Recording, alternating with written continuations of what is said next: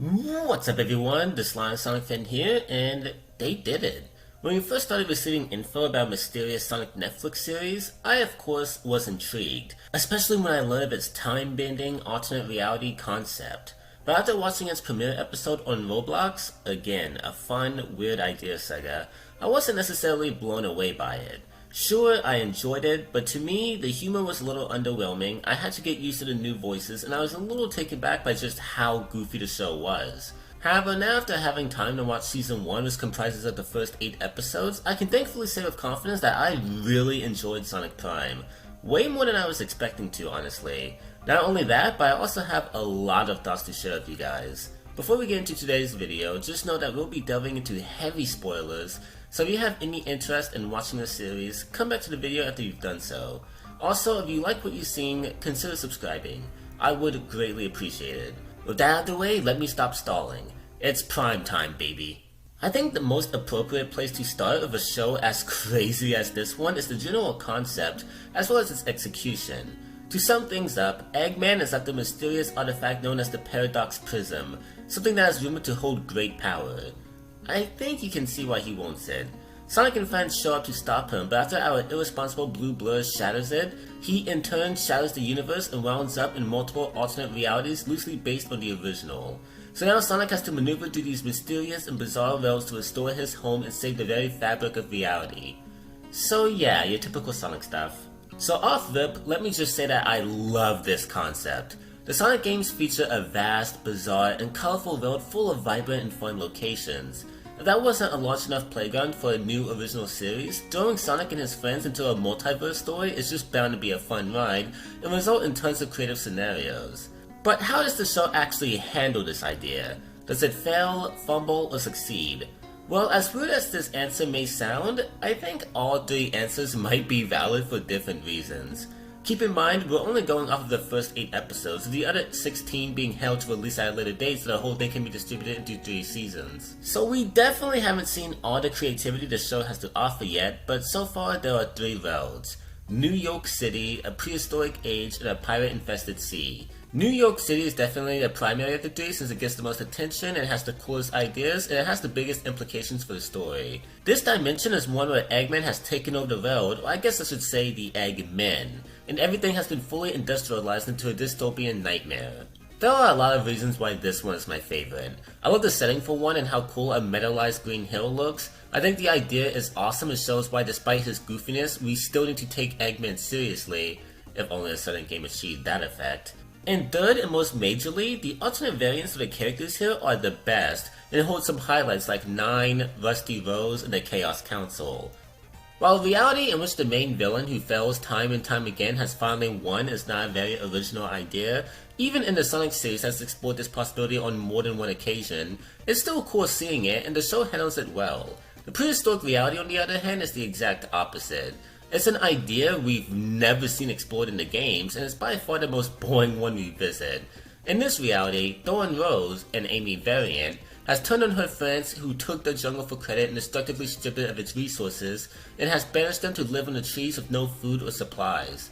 After arriving and having no idea what the hell is going on, the 2 episodes are basically just Sonic figuring out and trying to solve the dispute between Thorn and the others. Positives out of the way, I like the overall message this part of the show teaches, which is to take care of your environment and most importantly and thematically, to never take your home for granted.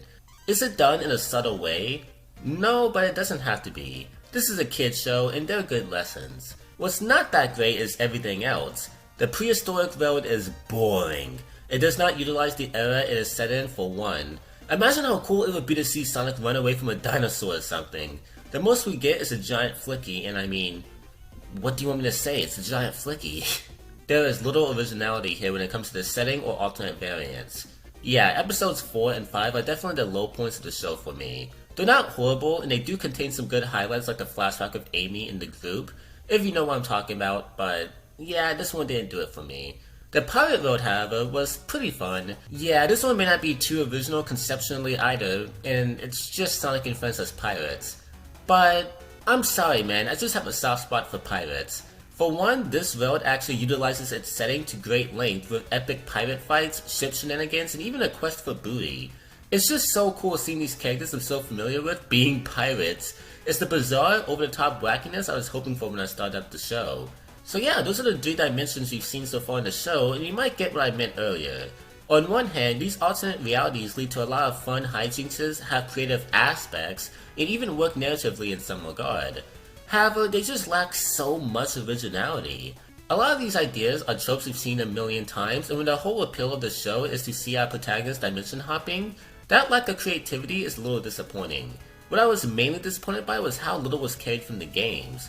Aside from the characters themselves, literally nothing from the games plays a part in any of these worlds, and in a video game adaptation that's deemed loosely canon to the main series, you'd expect something from the source material to make an appearance or tie into a brand new element.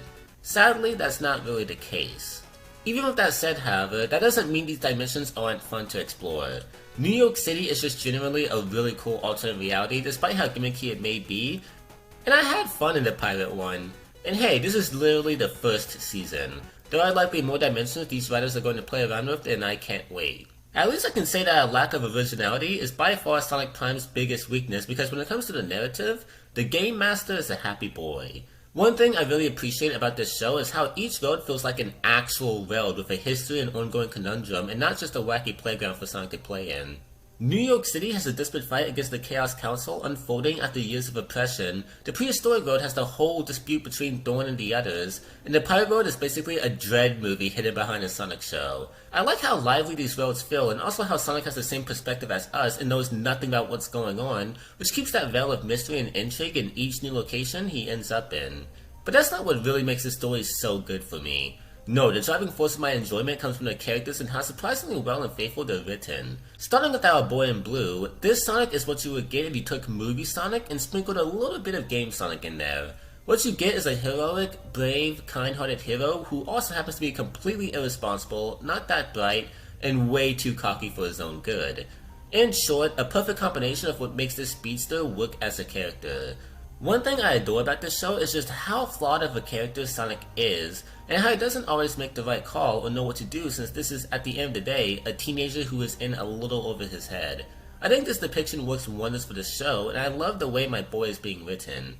Tails is also translated pretty well, and from what little of his OG self we do see, he's Sonic's intellectual guide and best friend. Something I love about this show, and possibly its oddly most unique attribute, is how much it showcases the bond and friendship between Sonic and Tails. The games, movies, and previous shows of course do this, but not to the extent of what Prime has to offer, with the exception of maybe Lost World. These two need each other, and make the perfect dream team, and we see that reflected so much in this show, as well as the differences, which makes it a really cool surprise. We don't see much of OG Knuckles, but my only question is one us Sonic fans did ask frequently, which is why the fuck is he not guarding the Master Emerald, especially since the show is loosely canon. Oh, and I love Rouge in this. As you've gathered by now, we don't see much of the OG characters, but just from episode 1 alone, I love her. She's smart, sassy, and is morally grey, which sets her apart from the cast. And I love how Amy's extreme positivity and kindness is not only highlighted here, but also shown to be kind of the glue that keeps this group together. Oh, and how could I not mention Shadow the Hedgehog? I'm really worried about Shadow since he has not been written well in over a decade, but I think that may end in Prime from the little bit we see of him. While Shadow here is a dark, brooding character like usual who can't stand Sonic, he's also not depicted as an egotistical edgelord for once. No, he's a responsible, mature badass who has the safety of the world as his main priority. He's exactly what he should be and used to be. A dark anti-hero who doesn't see eye to eye with Sonic but never does anything out of ill intent and has a good but troubled heart. It may be too early to say, but that's what the Shadow has demonstrated so far, and if it keeps up to the show's ending, I'm going to be overjoyed. As for Eggman, he's ripped straight from the games and brought here with his usual charm and schemes. I think the writers did a great job of the main cast, and I was surprised to see all of them brought over smoothly. However, we're not done just yet. Yep, as you will know by now, there are a lot of alternate versions of these characters that I really want to talk about and highlight a few, with the first and most obvious being New York's 9, an alteration of Tails. What I love so much about this character is just what he represents. Like I mentioned earlier, Sonic Prime delves into Sonic and Tails' friendship like no media aside from Lost World has, and 9 is a walking, living reminder of how important Sonic is to Tails. Because without that walking blue inspiration who would go on to push Tails to new heights, he would have ended up as a cynical, jaded, miserable loner. It's honestly kind of tragic and shows firsthand why these two need each other. Nine is also just a cool character in his own right. His 7 mechanical tails, while a little goofy, are pretty cool, and I love his sarcasm, and his outright dislike towards someone who is his best friend in another reality is pretty funny.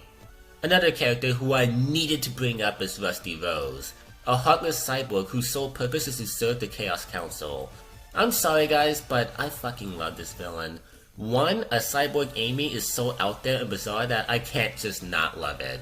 2, Rusty Rose is a badass, y'all. She's goated in combat and does some sick shit that had me screaming. And 3, she stands for everything Amy is not. While the original is a loving, kind, compassionate person, having an alteration that lacks any of that along with any sort of empathy is a nice mirror that reflects just how bad things in New York City are.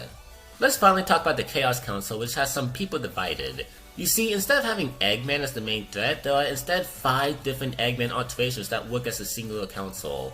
Dr. Babbles, an evil baby, Dr. Don't, an edgy gamer, Dr. Dunnit, a cranky old man, Dr. Deep, a philosophical villain, and Mr. Dr. Eggman, the main rationale who's similar to OG Eggman.